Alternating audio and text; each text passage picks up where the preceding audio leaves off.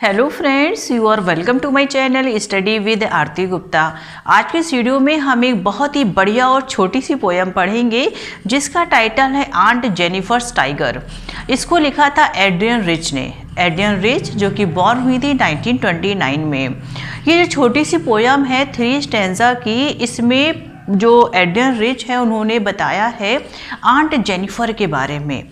Aunt Jennifer's tiger ये जो poem का टाइटल है। अब ये आंट जेनिफर्स कौन है और इनका टाइगर कौन है, और आखिर ये ऐसा टाइटल क्यों रखा गया आंट जेनिफर्स टाइगर। इस पोयम में कौन कौन से पोएटिक डिवाइस यूज हुए हैं, ये सारे आंसर्स तो आपको तब मिलेंगे जब आप इस वीडियो को लास्ट तक देखेंगे। पहले हम इसकी पोयम पढ़ेंगे वर्ड टू वर्ड, और इसके बाद इसमें जितनी भी पोएटिक डिवाइसेस यूज़ हुई हैं उसको हम बाद में पढ़ेंगे। तो इस वीडियो को लास्ट तक ज़रूर देखना और मुझे कमेंट करके ज़रूर बताना कि आपको ये पोयम समझ में आई या फिर नहीं आई।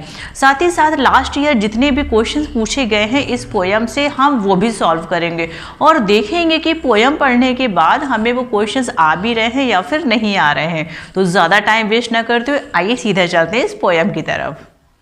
तो पोयम का फर्स्ट स्टैंजा कुछ इस तरीके से स्टार्ट होता है। Aunt Jennifer's tigers prance across a screen, bright topaz denizens of a world of green. ये जो आंट जेनिफर्स का टाइगर है ये स्क्रीन के ऊपर बहुत ही घमंड के साथ चलता है। स्क्रीन का मतलब कोई भी कपड़ा, कोई भी मीन्स फ्रेम जिस पे आंट जेनिफर एम्ब्रॉयडरी कर रही हैं। ये जो टाइगर है ये ब्राइट टोपैज कलर का है। टोपैज आप देखो स्क्रीन में इस कलर का होता है। ये कहाँ का रहने वाला है? World of green means forest. Denizen का मतलब होता है किसी पर्टिकुलर जगह पे रहने की जगह। ठीक, तो ये जो टाइगर है ये पर्टिकुलरली कहाँ पे रहने वाला है? ये जंगल में रहने वाला है। और किस कलर का है? ब्राइट, एकदम चमचमाते हुए टोपैज कलर का है। कहाँ पे ये प्रांस कर रहा है? ये स्क्रीन पे प्रांस कर रहा है। और कहाँ पे ये प्रांस करता है मीन्स कहाँ पे ये बहुत ही घमंड के साथ चलता है? तो ये जिस जगह पे रहता है वहाँ पे बहुत घमंड के साथ चलता है। They do not fear the man beneath the tree. ये जो टाइगर हैं, ये दे है, इसका मतलब है टाइगर। ये जो टाइगर हैं बीनीथ द ट्री, बीनीथ का मतलब नीचे, पेड़ के नीचे जो मैन बैठे रहते हैं उनसे नहीं डरते। और ये मैन कौन मैन है? ये हंट्स मैन है, जो शिकारी होते हैं, ये उनसे बिल्कुल भी नहीं डरते। क्यों नहीं डरते? They pace in sleek chivalric certainty means ये बहुत ही घमंड के साथ, बहुत ही सर्टेनिटी के साथ उन जो हंट्समैन होते हैं उनसे एक निश्चित पेस बना के रहते हैं, बिना डरे हुए अपनी जगह पे रहते हैं। भाई जिसका जो नेचुरल हैबिटेट होता है वहाँ तो बिना डरे हुए रहता है। जैसे कि हम जब अपने घर में रहते हैं तो क्या हम डर के रहते हैं किसी से? हम किसी से डर के नहीं रहते। बिल्कुल वैसे ही जो टाइगर हैं ये फॉरेस्ट में बहुत ही सर्टेनिटी के साथ, बहुत ही घमंड के साथ वहाँ पे रहते हैं। अब सेकेंड स्टेंजा में है aunt Jennifer's fingers fluttering through her wool, find even the ivory needle hard to pull. जो आंट जेनिफर हैं उनकी जो फिंगर है जब वो वूल से एम्ब्रॉयडरी कर रहे हैं तो बहुत ही तेज़ी से चल रही हैं। फ्लटरिंग का मतलब होता है मूव करना, फिंगर्स को मूव कर रही हैं वो तेज़ी के साथ। इवन फिर भी वो जो आइवरी नीडल है मीन्स जो हाथी के दांत की बनी हुई सुई है वो उनको खींचने में बहुत ही ज़्यादा हार्ड लग रही है। क्यों हार्ड लग रही है? क्योंकि the massive weight of uncle's wedding band sits heavily upon aunt Jennifer's hand. क्योंकि मैसिव मीन्स बहुत ज़्यादा, अंकल की जो शादी का बैंड है मीन्स वो जो रिंग है वो आंटी की जो फिंगर पे है उसका वेट बहुत ही ज़्यादा है। उस हैवी वेट की वजह से जो आंटी हैं उनकी जो फिंगर्स हैं वो कपकपा रही हैं, वो मूव नहीं कर पा रही हैं, उस आइवरी नीडल से एम्ब्रॉयडरी नहीं कर पा रही हैं। उसको खींचना उनके लिए बहुत ही ज़्यादा हार्ड हो रहा है, क्योंकि वो जो रिंग है वो कोई ऑर्डिनरी रिंग नहीं है, वो उनकी शादी की रिंग है। इट मीन्स यहाँ पे एड्रियन रिच, जो कि इस पोयम की पोइटेस है, वो ये बताना चाह रही हैं कि जो अंकल है वो आंटी के लिए बहुत ही ज़्यादा क्रूअल है, बहुत ही ज़्यादा स्ट्रिक्ट है, जिससे जो आंटी हैं रिस्पॉन्सिबिलिटी के नीचे दब चुकी हैं। उनकी जो हार्डशिप्स है वो डे बाय डे बढ़ती जा रही हैं। वो अपनी लाइफ में बिल्कुल भी खुश नहीं है, वो सफ़र कर रही हैं फिजिकल ट्रॉमा से भी और मेंटल ट्रॉमा से भी। अब कह रहे हैं कि व्हेन आंट इज डेड, जब आंट की डेथ हो जाएगी, her terrifying hands will lie still ringed with ordeals she was mastered by. Means आप देखिए कि कह रहे हैं जब आंट की डेथ हो जाएगी तब भी उनके जो हाथ हैं वो टेरिफाइड हो जाएंगे। टेरिफाइड क्यों बोला गया है? क्योंकि जब किसी की डेथ हो जाती है तो जो बॉडी होती है वो लाइफलेस हो जाती है, तो वो टेरिबल हो जाती है, लेकिन उनके हाथों से वो रिंग नहीं उतारी जाएगी। क्यों? ऑर्डियल्स मीन्स रीति रिवाज, प्रथाओं के हिसाब से वो रिंग्स उनके साथ ही जाएगी। रिंग्स का मतलब है वो रिस्पॉन्सिबिलिटी जिसमें शी वॉज मास्टर्ड बाई, वो उसमें मास्टर हो चुकी हैं। अंकल के ऑपरेशन की वजह से, उनके बर्डन की वजह से वो जो रिंग्स है, वो रिंग एक तरीके का किसका काम कर रही है? रिस्पॉन्सिबिलिटी का, जिसमें आंट अब तक बहुत ज़्यादा मास्टर हो चुकी हैं अपनी जिम्मेदारियों को निभाने में। अब the tigers in the panel means वही फ्रेम, आप फोटो में देख सकते हैं, दैट शी मेड, जो आंटी ने ये जो टाइगर बनाया है, जो आंट जेनिफर ने जो टाइगर बनाया है पैनल में, will go on prancing proud and unafraid, वो जैसे कि पहले था बिल्कुल वैसा ही वो घमंड के साथ चलता रहेगा, प्राउड करेगा और बिना डरे हुए रहेगा। मीन्स आंट जेनिफर हैं वो डेथ से पहले भी डरी हुई थी, अप्रेस्ड थी अंकल से, और शादी के बाद भी वो फ्री नहीं रहेंगी। जबकि जो टाइगर है वो पहले भी फ्री था और अभी भी फ्री रहेगा।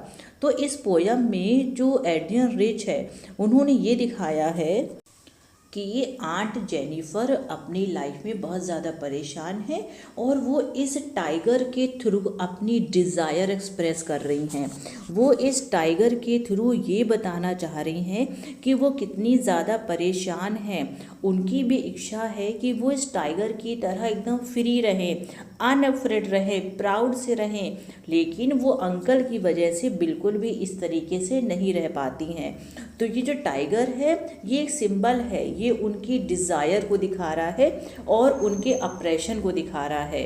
तो आई एम श्योर कि ये छोटी सी पोयम आपको क्लियर हुई होगी कि आखिर इस पोयम में एड्रियन रिच है वो आंट जेनिफर के कैरेक्टर के थ्रू क्या बताना चाहती हैं। अब हम देख लेते हैं कि इसमें कौन कौन से पोएटिक डिवाइस हैं।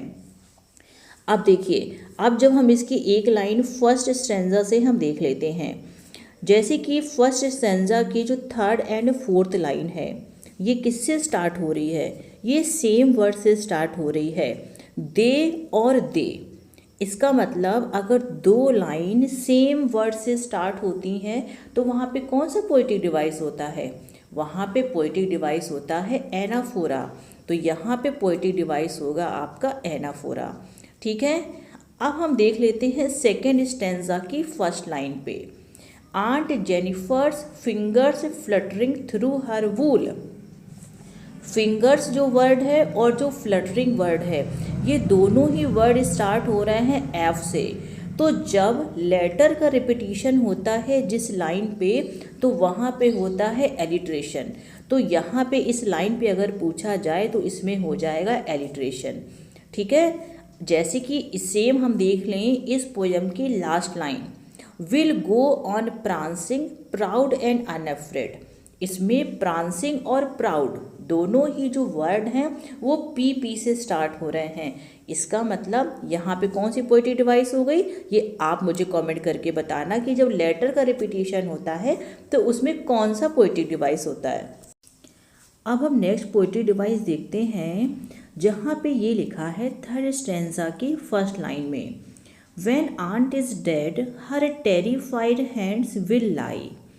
टेरिफाइड हैंड्स, यहाँ पे कौन सा पोएटिक डिवाइस होगा? यहाँ पे ट्रांसफर्ड एपिथेट होगा। ट्रांसफर्ड एपिथेट का मतलब ये हुआ जब हम किसी दूसरी चीज़ को रिफ़र ना करके किसी और चीज़ को रिफ़र कर दें। जैसे कि टेरिफाइड तो डेथ होती है ना, हैंड थोड़ी टेरिफाइड होते हैं। लेकिन इस पोयम में और इस लाइन में जो टेरिफाइड वर्ड है वो हैंड से पहले लगा हुआ है, इसलिए यहाँ पे आपका हो जाएगा ट्रांसफर्ड एपिथेट। अब ब्राइट टोपेज, तो ब्राइट टोपेज में मेटाफर होगा क्योंकि यहाँ पे कंपैरिजन तो हो रही है लेकिन बिना सो लाइक एज के। फिर नेक्स्ट आता है रिंग्ड विद ऑर्डियल्स, तो रिंग्ड विद ऑर्डियल्स में भी आपका होगा यहाँ पे पोएटिक डिवाइस मेटाफर, क्योंकि यहाँ पे भी कंपैरिजन किया जा रहा है। तो आई एम श्योर कि आपको समझ आया होगा कि ओवरऑल पोयम में है क्या। कुछ भी नहीं है, जो आंट जेनिफर है वो क्या कर रही हैं, अपने टेपेस्ट्री में एक स्क्रीन पे टाइगर बना रही हैं। वो टाइगर जो कि उनकी हिडन फीलिंग्स को दिखा रहा है। आंटी क्यों उनकी फीलिंग्स हिडन है? क्योंकि अंकल की वजह से बहुत ही ज़्यादा वो अप्रेस्ड है। ठीक है, वो जो टाइगर है वो आंट की डेथ के पहले भी फ्री है और आंट की डेथ के बाद भी वो फ्री रहेगा। तो अब हमने इसके पोएटिक डिवाइस देख लिए, इसकी शॉर्ट समरी भी देख ली और पोयम को भी वर्ड टू वर्ड पढ़ लिया। अब आइए देख लेते हैं प्रीवियस ईयर किस तरीके के इस पोयम से क्वेश्चन पूछे गए थे। तो देखो, फर्स्ट क्वेश्चन ये रहा। फर्स्ट क्वेश्चन ये है, denizens of the world of green और रिफर टू। मीन्स क्वेश्चन आपको समझ आ गया होगा कि जो denizen of the world of green है ये किसको रिफ़र कर रहा है, हमें चूज़ करना है। तो भाई denizen of the world of green means world of green forest हो गया।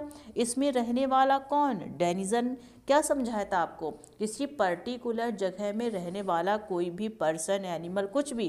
तो ये किसको रिफ़र कर रहा है? टाइगर को रिफ़र कर रहा है, क्योंकि ग्रीन वॉर ग्रीन वर्ल्ड पे कौन रहता है? टाइगर ही तो रहता है। सेकंड क्वेश्चन देखते हैं। Choose the option that displays the same poetic device as use in the second line of the extract. पूछ रहा है कि भाई एक इसमें जो एक 4 ऑप्शन दिए हैं, इन 4 ऑप्शंस में कोई एक ऑप्शन आप चूज़ करो। इसमें भी सेम वही पोएटिक डिवाइस यूज़ होनी चाहिए जो कि पोयम की सेकंड लाइन में। तो इसके ऑप्शन है heart of stone, trees sprouting, silver spoon और वाइट मर्डर। अब हम ये देखें पहले कि इसमें कौन सा पोएटिक डिवाइस यूज़ हो रहा है। तो एक्सट्रैक्ट में अगर हम देखें तो फिंगर्स फ्लटरिंग, एफ का रिपीटिशन हो रहा है। इस ऑप्शंस में कहाँ पे हो रहा है? तो इसमें थर्ड ऑप्शन में हो रहा है। सिल्वर और स्पून में एस का रिपीटिशन हो रहा है, तो इसका आंसर हो जाएगा हमारा सिल्वर स्पून। थर्ड क्वेश्चन देखते हैं। The man sitting beneath the tree are. Okay, जो मैन ट्री के नीचे बैठे हुए हैं, जो यहाँ पे तो सेटिंग लिखा हुआ है, तो जो मैन ट्री के नीचे हैं वो लोग कौन हैं? तो मैंने आपको बताया था कि जो पेड़ के नीचे बैठे हैं वो कौन है? वो हंट्स मैन हैं, हंटर्स हैं, जो कि टाइगर को वहाँ मारने के लिए बैठे हुए हैं। तो इसका आंसर हो जाएगा hunters. Next question, what quality of uncle can be inferred through these lines. ये जो आपको लाइन्स दी गई हैं, इससे अंकल की कौन सी क्वालिटी निकल के हमारे सामने आती है? इसका फर्स्ट ऑप्शन है कंपैशनेट नेचर। कंपैशनेट का मतलब होता है दयालु, वो तो है नहीं अंकल। करेजियस, साहसी, कॉन्फिडेंट, अंकल के लिए तो ये सारे वर्ड नहीं यूज़ हो रहे हैं।